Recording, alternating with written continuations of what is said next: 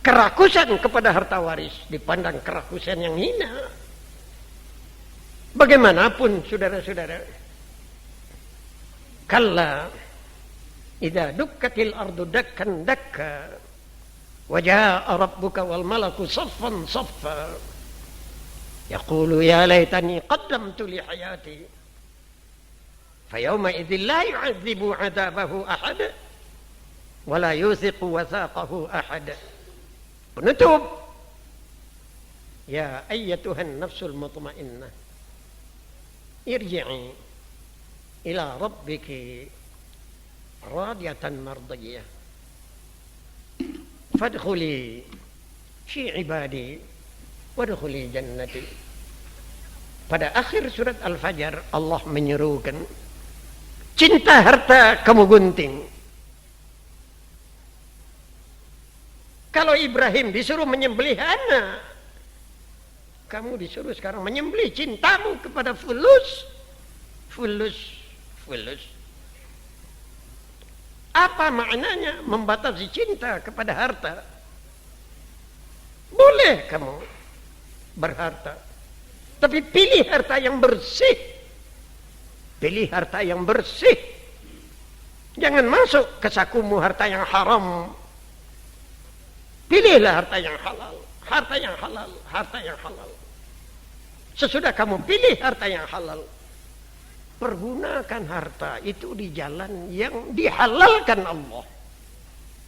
Pergunakan harta itu di jalan yang dihalalkan Allah. Pergunakan harta itu di jalan yang dihalalkan Allah. Saudara-saudara, pada suatu pagi, dua orang sahabat yang kedua-duanya termasuk khulafaur rasyidin dibawa oleh Rasulullah, menemani Rasulullah naik ke suatu rumah, karena kedua sahabat ini sama penyakitnya, lapar pagi-pagi. Pada satu pagi Rasulullah turun dari rumah, belum minum, belum sarapan, segelas air dia tidak punya di rumah, sebutir korma dia tidak punya.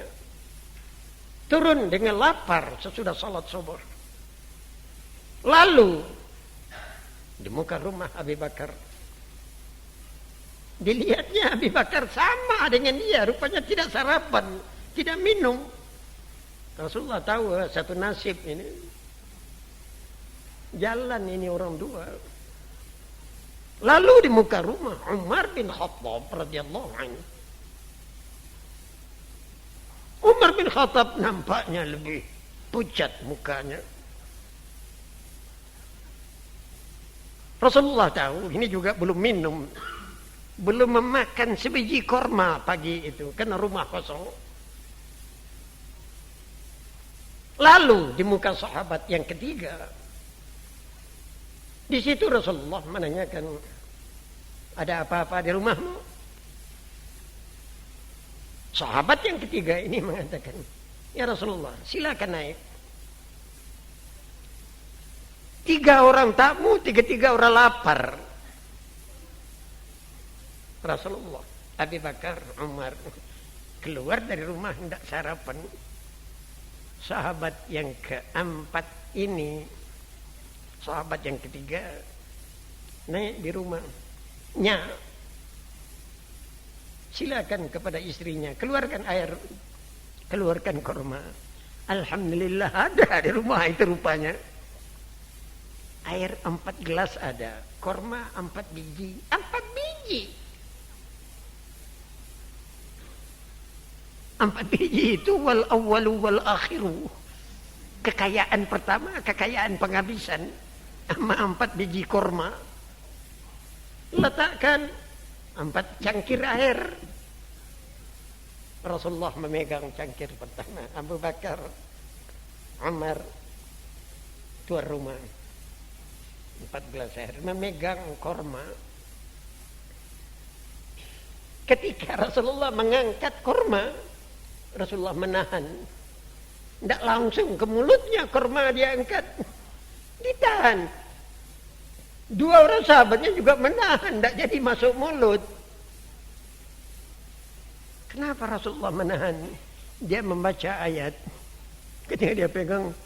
La tus'alunna yawma idin anin na'im. Ini yang dia baca. La tus'alunna yawma idin anin na'im. Seluruh manusia nanti akan ditanya tentang nikmat yang masuk mulutnya. Jadi sebiji korma ini nanti akan ditanya. Kamu dapat dari jalan yang halal, masuknya ke mulutmu juga melalui jalan yang halal. La tus'alunna yawma idzin 'anin na'im. Sebiji korma nanti akan ditanya. Berasmu 1 kilo itu berapa biji? Berapa kilo beras masuk perutmu setiap hari? Berapa kilo beras yang masuk dapurmu setiap hari kamu masak? Setiap beras akan ditanya Allah. La tus'alunna yawma idzin 'anin na'im. Dari mana nikmat ini kamu dapat? Dan kemana? Sesudah kamu kenyang nanti, kamu kemana kan tenagamu? La tus'alunna yawma idzin 'anin na'im. La tus'alunna yawma idzin 'anin na'im. Kamu akan ditanya di muka Allah nanti setiap nikmat yang kamu terima. Maaf, saudara-saudara. Saya teringat kepada firman Allah. Yang firman ini ada pertalian dengan Yaumin Nahar, hari korban.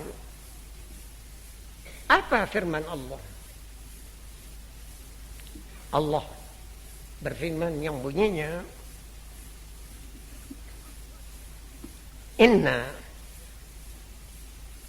kami, kata Tuhan, a'tainaka al-Kautsar. Inna a'tainaka al-Kautsar.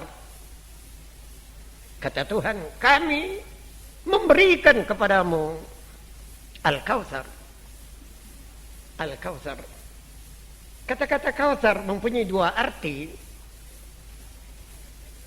Arti pertama, nama kolam air di mahsyar, telaga Kautsar.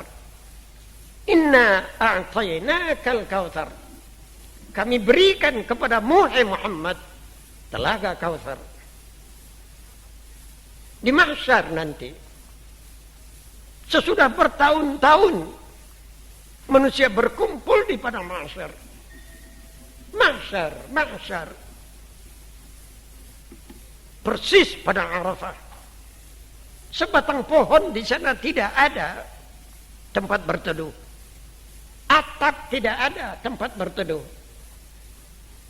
Matahari bisa dijangkau dengan tangan dekat kepala.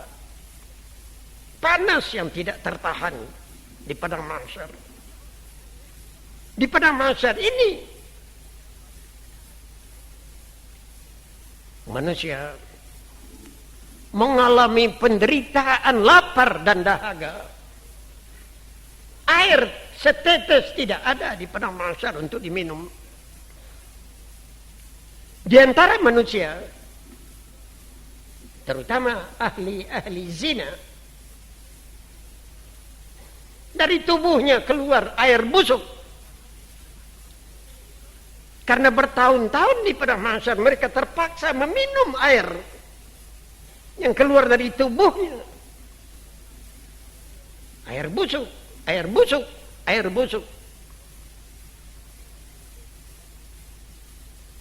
Air darah yang diminum manusia di mahsyar, karena tidak ada yang akan diminum. Di situ Allah menyediakan telaga,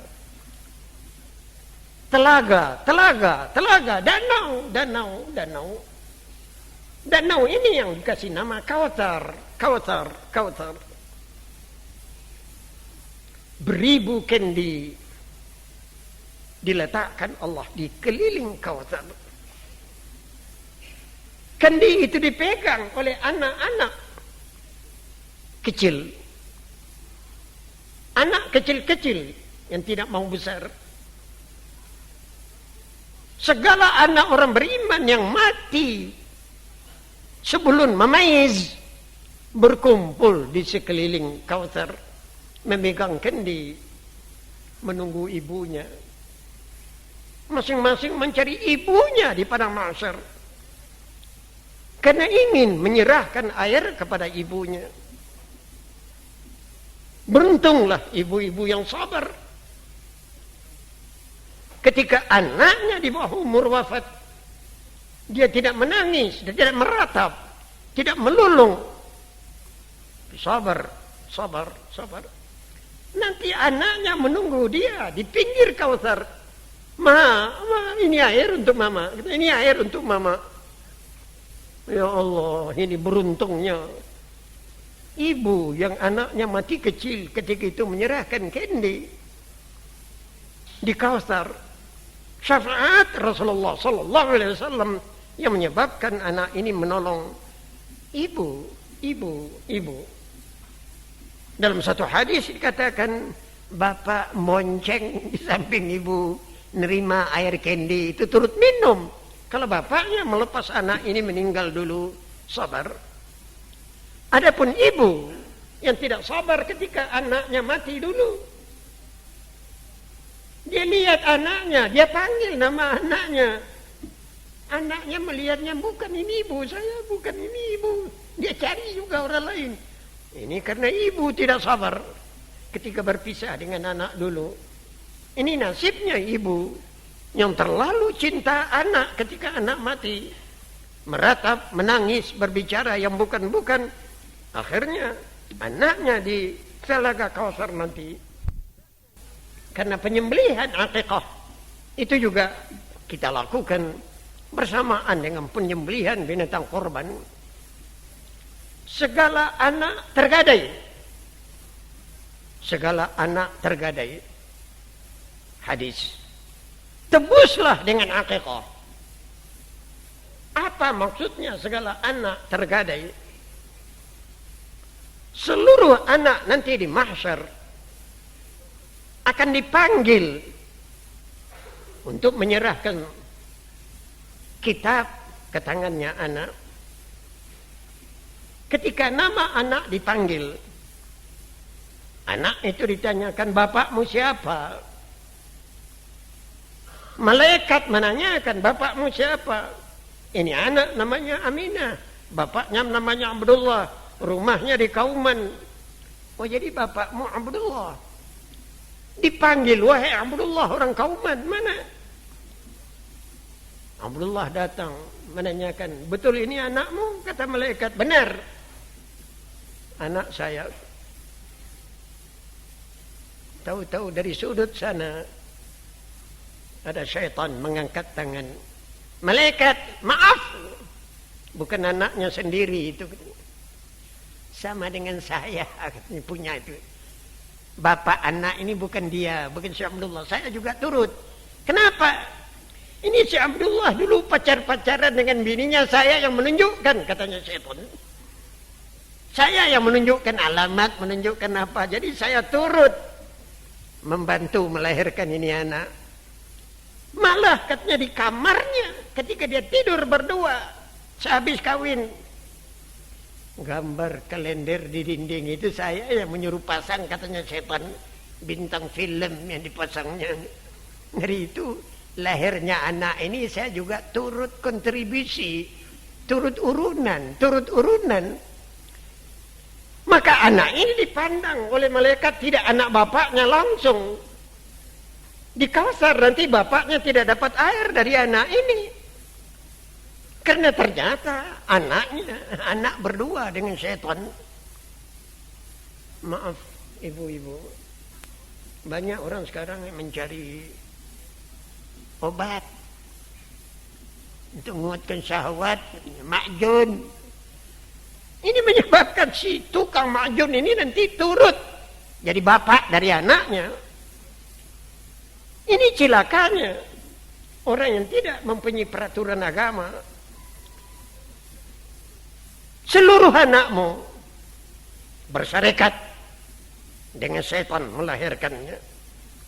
Pacar-pacaranmu disertai setan. Tebuslah anakmu, akikahkan, sembelihkan anakmu yang mati dengan akikah. Ini anak nanti jadi hakmu mutlak. Kesalahanmu hidup dengan istrimu. Kurang hati-hatinya kamu menjaga diri. Bisa diselamatkan dengan penyembelihan akikah. Saudara-saudara, mazhab Abu Hanifah. Mazhab Abu Hanifah, akikah wajib. Tapi 3 mazhab yang lain mengatakan penyembelihan akikah untuk anak sunnat muakkad. Syafi'i, Maliki, Ahmad Ibn Hanbal mengatakan penyembelihan binatang akikah sunnat muakkad. Tapi mazhab Abu Hanifah mengatakan wajib. Anak yang mati yang tidak diakikahkan hilang itu anak. Tidak ada sangkut paut dengan bapaknya. Tidak ada sangkut paut dengan ibunya. Akikah. Penyembelihan akikah baik dilakukan bersamaan dengan hari penyembelihan korban. Saudara-saudara yang terhormat, berdasarkan penghargaan kepada hujjaj, penghargaan kepada salat Aidil Adha, kita rame-rame di Aidil Adha mengucapkan takbir Allahu Akbar, Allahu Akbar, Allahu Akbar, Allahu Akbar, walillahil hamd. Maaf, saudara-saudara, orang haji pada tanggal 9 Dzulhijjah waktu maghrib meninggalkan padang Arafah melalui Muzdalifah. Kita di Indonesia pada 9 Dzulhijjah menghadap 10 malam itu sudah rame-rame takbiran di masjid. Kita sudah membaca Allahu Akbar, Allahu Akbar, la ilaha illallah, Allahu Akbar, walillahil hamd. Ternyata orang-orang haji ketika melalui Muzdalifah sebelum sampai subuh ke Mina belum mengganti talbiyah dengan takbir. Ucapan mereka masih labbaik Allahumma labbaik, labbaik la syarika laka labbaik, innal hamda wan ni'mata laka wal muluk la syarika lak. Sesudah sampai ke Mina dan dia berhasil melempar jumrah Aqabah, barulah kalimat talbiyah dia tinggalkan, baru berganti dengan kata-kata takbir. Allahu Akbar, Allahu Akbar, Allahu Akbar, la ilaha illallah, Allahu Akbar, Allahu Akbar, walillahil hamd. Jadi kebiasaan kita habis maghrib sampai isya, malah keliling kota sesudah isya sudah takbiran. Ini dicocokkan dengan aturan ibadah haji. Ini tidak betul. Baru kalimat takbir boleh dilakukan kalau pelemparan jumlah Aqabah sudah terjadi. Kalau sampai ke Mina, Allahu Akbar, bisa diucapkan. Ini sedikit penjelasan tentang kalimat takbir. Saudara-saudara yang terhormat, saya balikkan pembicaraan ini ke pangkal, ke pokok. Syukur alhamdulillah, orang haji tahun ini sudah pulang. Semoga haji yang mabrur, semoga haji yang terima Tuhan, semua ibadah hajinya berhasil. Yang kita harapkan faedah hajinya ke bangsa Indonesia. Ternyata Indonesia negara yang disayangi Allah. Dilihat dari segi politik internasional, kacau balaunya Rusia sekarang, guncangnya Amerika sekarang, kacau balaunya Eropa Barat sekarang. Indonesia, bintangnya Indonesia sebagai negara naik dengan cara teratur. Kaum tani kita berhasil menciptakan hasil bumi. Kelapa sawit berhasil menggantikan kelapa biasa. Hasil minyak dengan kelapa sawit menggembirakan.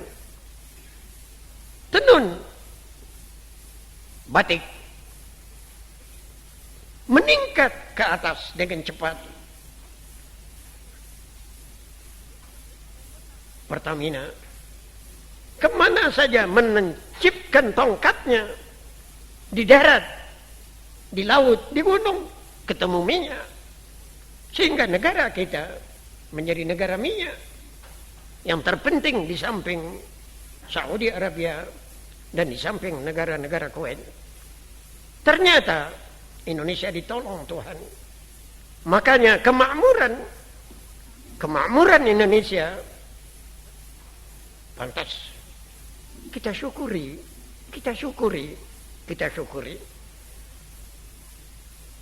Bukan saja pembangunan kota, pembangunan desa. Dan yang lebih penting lagi, kemajuan agama. Saudara-saudara, negara-negara Arab, negara yang sangat menunggu bantuan raja-raja mereka turun-temurun dengan nama raja, nama mereka naik. Indonesia sebaliknya, di Indonesia raja tidak ada. Sebelum Belanda kalah, banyak raja di Indonesia. Raja Jawa,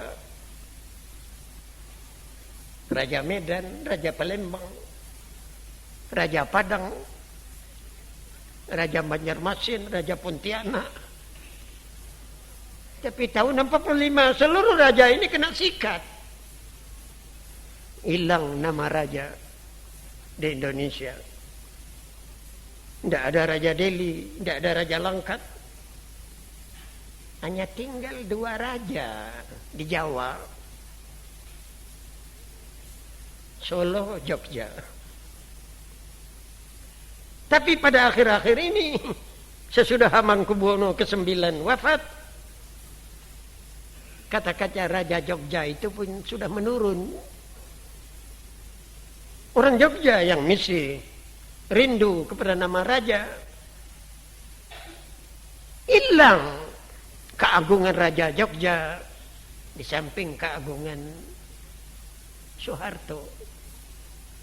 Raja Solo juga sudah dibawa ke Tiak Soeharto. Apalagi sesudah Soeharto berani haji tahun ini. Maaf saudara-saudara, saya tidak melihat suatu rintangan untuk hari yang akan datang untuk naik bintangnya Haji Muhammad Soeharto. Pemilihan tahun 49, 92 boleh pemilihan, tapi yang terang nama Soeharto sudah ada jaminan. Yang terang umat Islam tidak ragu lagi. Tin Soeharto namanya sekarang sudah Haji Fatimah Soeharto. Umat Islam tidak ragu lagi kalau Nyonya bernama Fatimah. Orang naik ke podium di Senayan pakai kudung, Allahu Akbar, Allahu Akbar, Allahu Akbar. Sekalipun umat Islam tidak melihat kalimat Allahnya tafkhim, kekecilan lamnya, misalnya Allahu Akbar, Allahu Akbar, Allahu Akbar. Tapi tidak apa-apa untuk jadi nyonya presiden karena sudah haji. Ini mantap. Raja-raja tanah Arab belum tentu nyonyanya berangkat haji. Ini suatu keanehan pertolongan Allah kepada Indonesia. Lain-lain agama sekarang boleh berpikir. Saya melihat di TV malam ini ketika Soeharto bercerita di muka pembesar-pembesar Picinya Soeharto letaknya. Tapi seluruh menteri-menteri sudah pakai pici. Sudah pakai pici. Agak ragu menteri yang tidak pakai pici. Ini menunjukkan semangat pici dengan semangat Pancasila. Orang tidak boleh meragukan lagi kepada Islam. Tidak boleh meragukan lagi kepada Islamnya Soeharto. Satu keuntungan untuk hari yang akan datang antara Pancasila dengan Islam. Tidaklah terdapat apa-apa yang akan mengganggu kesatuan Indonesia. Maaf, saudara-saudara, saya terpaksa sekarang berbicara terus terang. Pada tahun 1932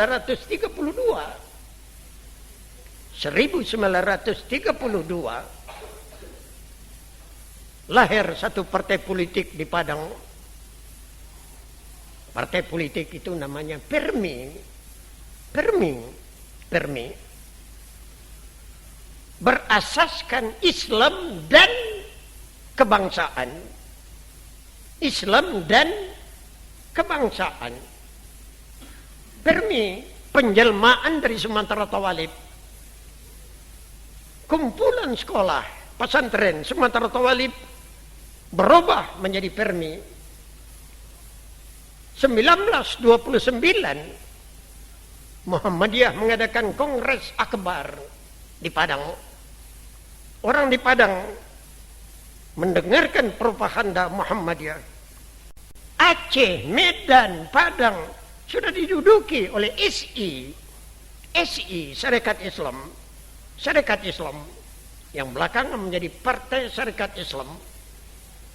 Kami di Padang sudah paham apa yang dinamakan SI, karena kami kenal kepada pimpinan Cokroaminoto, pimpinan Haji Agus Salim, pimpinan Abdul Muiz. Tahun 29 sesudah kedatangan Muhammadiyah ke Padang dengan Kongres Akbar di Bukit Tinggi, seluruh Sumatera Barat mengerti apa yang dinamakan Muhammadiyah. Ternyata perbedaan SI partai politik, tapi Muhammadiyah partai sosial. Orang di Padang jadi berpikir, mau turut mana ini? Mau turut SI apa mau turut Muhammadiyah? Maklum, Padang itu negeri kuno. Orang mendengar kabar bahwa di rumahnya Cokroaminoto masih ada anjing. Di mejanya ada kartu. Dia main kartu, anak-anaknya juga main anjing. Haji Agus Salim itu pegawai kedutaan Saudi Arabia. Dia pegawai kedutaan Saudi. Ini sudah cukup bagi rakyat Padang yang masih bersemangat Imam Bonjol. Tidak cocok dengan semangat beranjing di rumah Cokroaminoto. Haji Agus Salim hanya pegawai kedutaan Belanda. Apalagi mendengar Muhammadiyah. Muhammadiyah tidak turut politik, tapi sekolah Muhammadiyah dibantu oleh Belanda. Ada subsidi dari Belanda. Ini menyebabkan Minangkabau tidak begitu ketarik kepada Muhammadiyah waktu itu. Ini menyebabkan Sumatera Tawalib berubah menjadi Permi, menetapkan Permi partai politik, menentukan sekali sikap non kooperator, tidak mau kerjasama dengan Belanda. Asasnya Islam dan kebangsaan. Islam dan kebangsaan.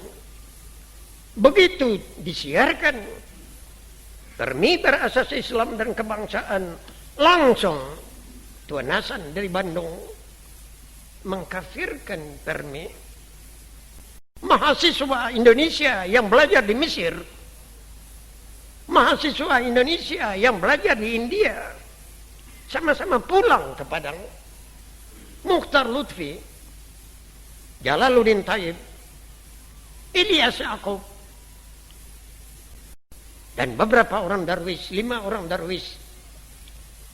Semua ini sudah kena semangat Mesir, semangat nasionalisme Mustafa Kamil.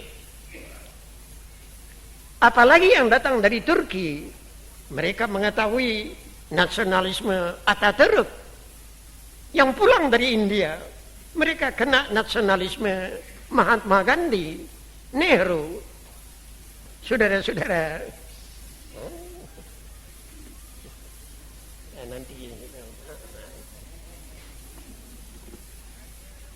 semangat nasionalisme yang dibawa oleh mahasiswa-mahasiswa ini menyebabkan Permi langsung mengambil asas Islam dan kebangsaan.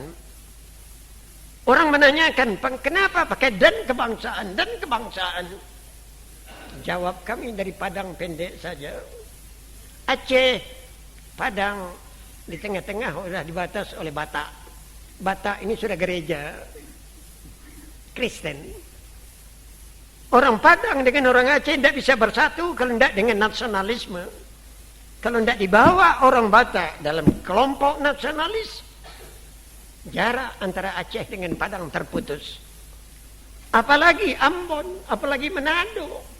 Mereka sudah Kristen. Dengan jalan apa kita menentang Belanda kalau tidak diajak dengan Front Nasional?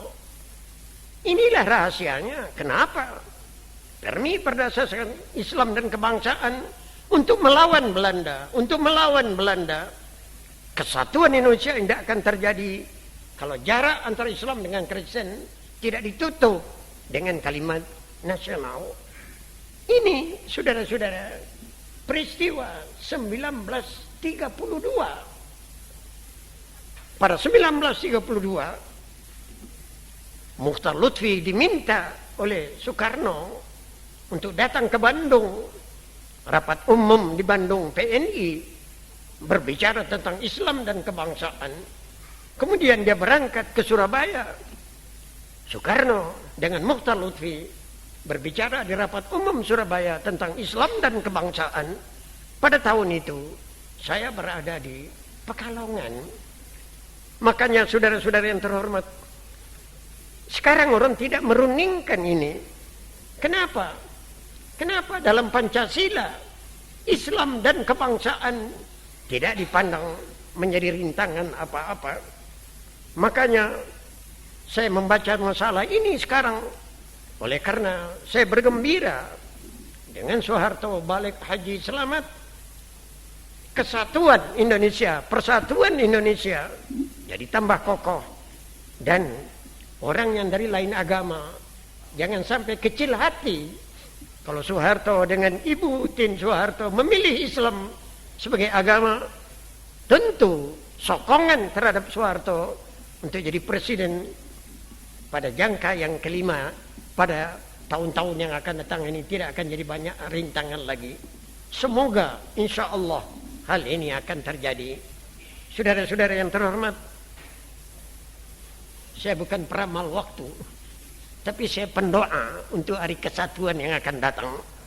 Saya percaya keadaan Indonesia akan jadi tambah baik. Dan penutup dari pembicaraan ini, saya akan balik pada pembicaraan kira-kira 4 minggu yang lalu. Islam jadi baik di Indonesia ini saluran agama antara nabi ke umat,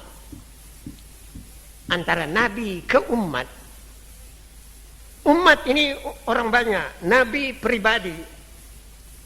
Jarak antara pribadi dengan umat ini ada saluran yang khusus. Apa salurannya? Al-ulama. Dari itu Nabi mengatakan al-ulama warasatil anbiya. Ulama lah jalan warisnya Nabi.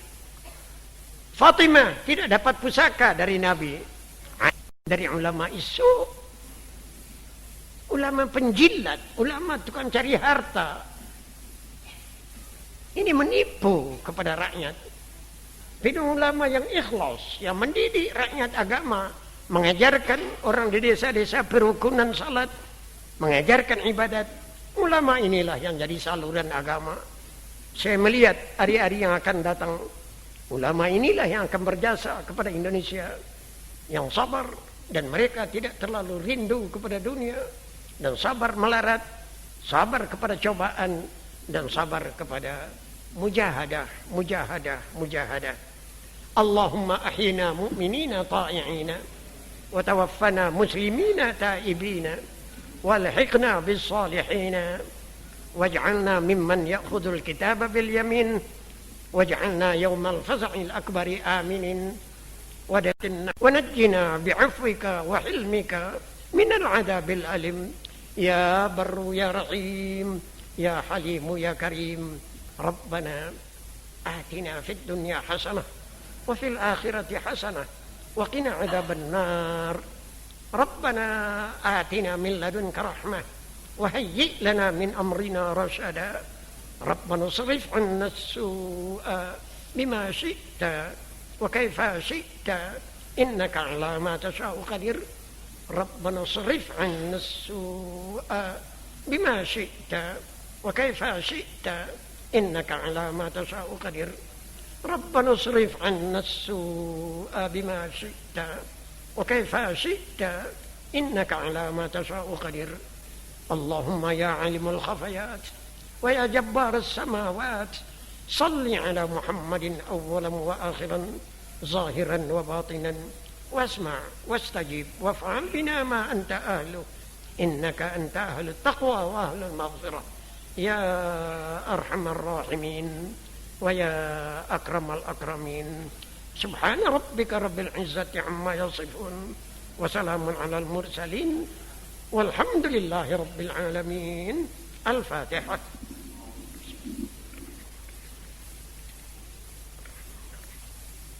اهدنا الصراط المستقيم غير المغضوب عليهم ولا الضالين آمين يا رب العالمين.